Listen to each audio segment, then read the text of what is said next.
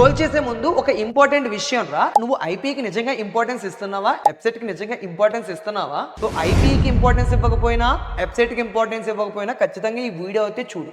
ఎందుకంటే ఈ వీడియోలో మనకి ఐపీఈ ఎందుకు ఇంపార్టెన్సో చెప్తాను, అండ్ వెబ్సైట్ రిలేటెడ్గా నువ్వు ఎలా చదివితే నీకు వెబ్సైట్లో మంచి ర్యాంక్ వస్తుందో చెప్తా.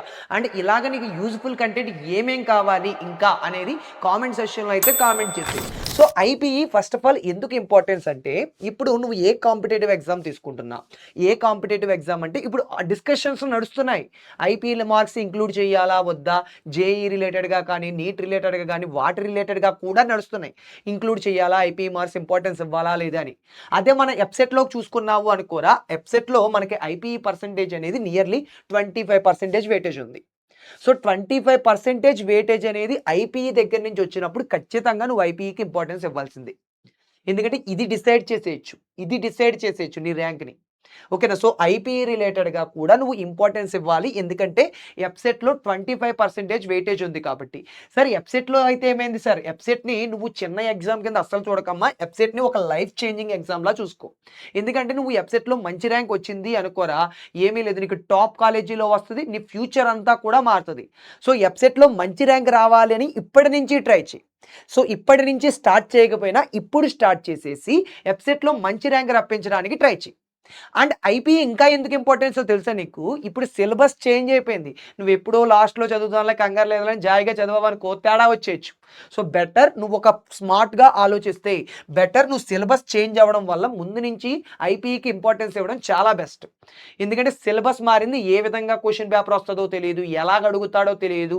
సో మొత్తం అంతా కూడా ఇబ్బందిగా ఉంటుందిరా. అందుకనే నువ్వు ఒక్కసారి సిలబస్ చేంజ్ అయింది కాబట్టి ఒక్కసారి అయితే ఖచ్చితంగా వెళ్ళి చెక్ చేసేసుకో.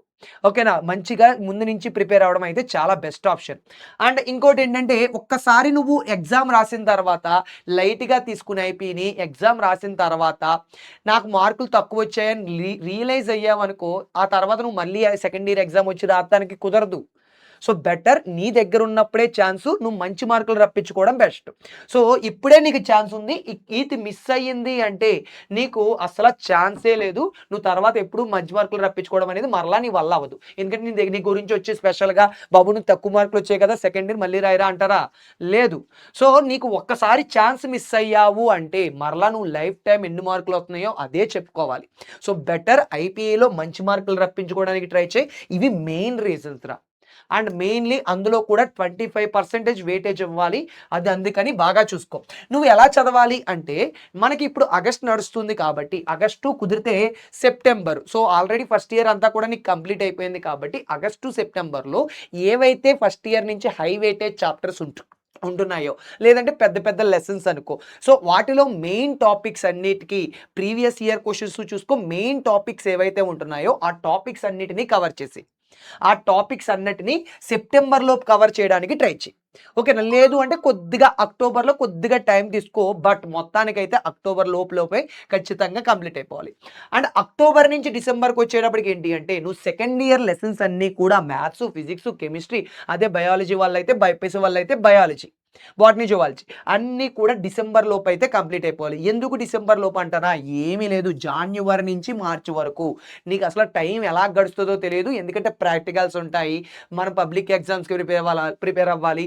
మధ్యలో మళ్ళీ మనకి జాన్యువరి అంటే సంక్రాంతులు, ఈ హడావడి అంతా కళ్ళు మూసి తెరిసే లోపల మార్చి అయిపోద్ది. సో జాన్యువరి నుంచి మార్చి వరకు నీకు అసలు ఏం జరుగుతుందనేది కూడా కళ్ళు మూసి తెరిసే లోపల మార్చి అయిపోద్ది, ఏప్రిల్లోకి ఎంటర్ అయిపోతావు.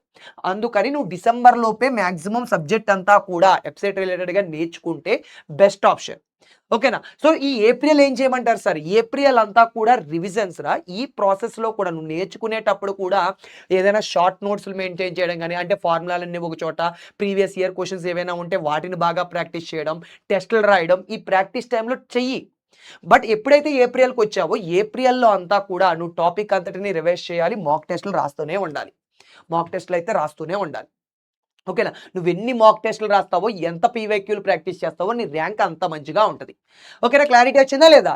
ఓకే. అండ్ రిలేటెడ్‌గా చూసుకుంటే మాక్ టెస్ట్‌లో పీవైక్యూసేరా. మొత్తం అంతా కూడా నువ్వు మాక్ టెస్ట్‌లు, పీవైక్యూసే. ఏప్రిల్ అంతా రివిజన్‌కి వాడుకో. మే అంతా కూడా మాక్ టెస్ట్‌లుగా వాడు.